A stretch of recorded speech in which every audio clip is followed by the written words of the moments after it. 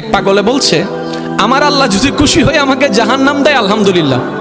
এবার শিক্ষিত সমাজ যারা আমাদের মতো কিছু আছে না, বেশি পণ্ডিত, এবার যাই বলতেছে সবাই চাই জান্নাতে যাইতে, এই পাগলে চাই জাহান্নামে যাইতে। কত বড় গাদা। পাগলে মুস্কি হেসে বলে যায়, হ্যাঁ ঠিকই বলছেন, আপনাদের মতো সুস্থ আমি হতে চাই না, এই পাগলেই থাকতে চাই। এবার তাদের একটু টনক লটলো, কয় কেন? সবাই চাই জান্নাত, তুমি চাচ্ছ জাহান্নাম।